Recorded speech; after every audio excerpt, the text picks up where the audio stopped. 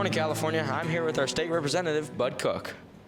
I'm so pleased to be here. I'm very proud to let everybody know exactly where it all began for me.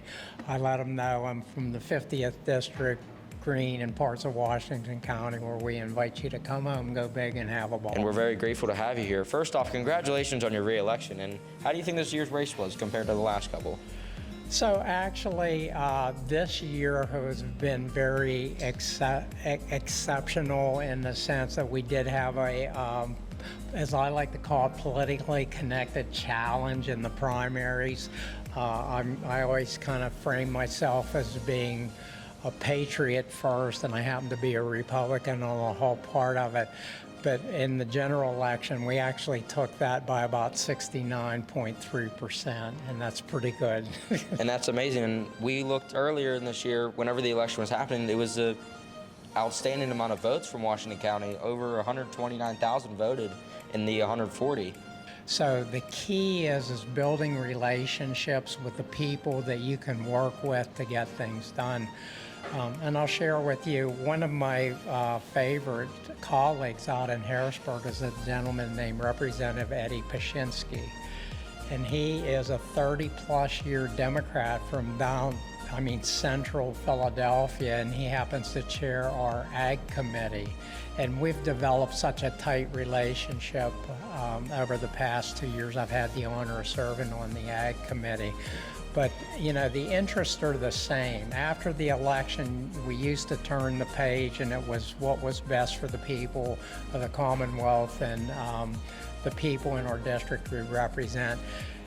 And Bud, just looking in, what are your next goals for the next 4 years coming as your next term? So what we're really focused on is we want to promote travel and tourism, and specifically right back here in southwestern Pennsylvania. So if you take a look at the 5-county region, those counties being Greene, Fayette, Washington, Westmoreland, and Allegheny, you have the best of all worlds out there. We have the best hunting and fishing anywhere in the Commonwealth. We've got some of the best cultural opportunities right down in California, in Pittsburgh. So you have everything in between that.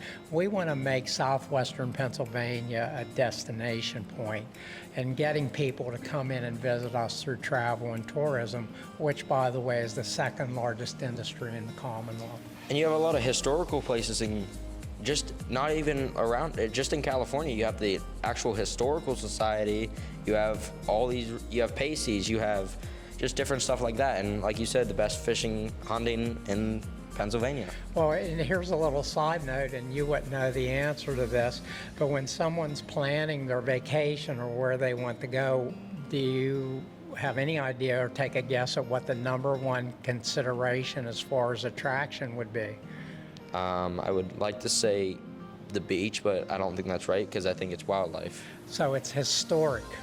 They want to go to historic sites. Like if you've ever been to Gettysburg and the battlefields out there in the summertime, I mean, it's just packed, literally. And so there's so much history, the Whiskey Rebellion and all the things that have gone on in southwestern Pennsylvania. We just haven't accessed and marketed it yet. And going on to some personal questions, what was it like being class president? I mean, how did it feel compared to like now? How do you think? So the amazing part for me is, you know, you have a best friend here or there. I probably still have 5 to 7 best friends that were best friends in high school. We all went to different colleges, but then we all stayed together. Recently, we just had our 50th class reunion, and I think out of a class of about 176, we were right up around 80, 90 classmates. And so that's sort of a testament to the friendship and everything, the connections that you build right here. The educational things that we had on leadership, I played on the baseball team here.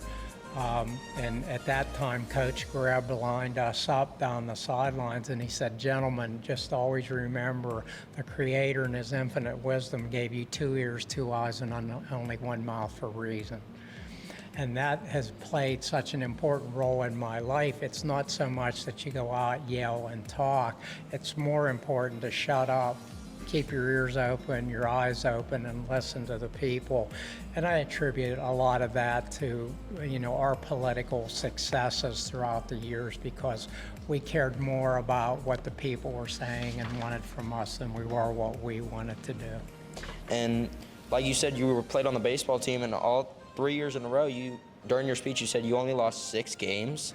I believe that's correct.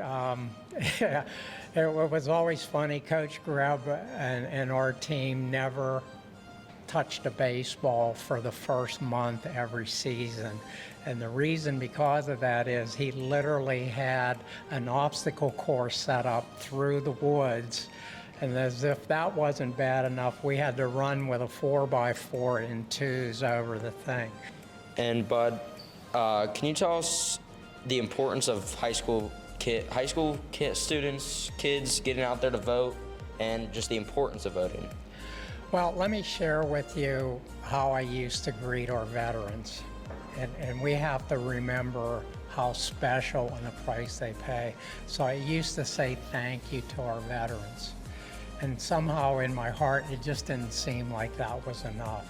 And so now when I thank our veterans, I thank them, but then I acknowledge that I get to do what I get to do as an elected official because of their service and the time they spent in the military, and even more so, the freedoms that we as a society all enjoy is because of their service and their dedication. So never miss that opportunity to thank a veteran, for their service of what they did and what it means to us as a society here in the United States. Sometimes I feel like we really take that for granted. If there was one thing that you would like to give to the younger generation, what would it be? And we talked about this earlier. The one thing that I want you to know is the only place success comes before work is in the dictionary. So if you fail, that's part of life. That's a learning experience. Okay, don't let that stop you. I think that would be my biggest advice to you all at the stage that you're at. Build the team. Don't try to do it alone. I mean, a team is much stronger than an individual.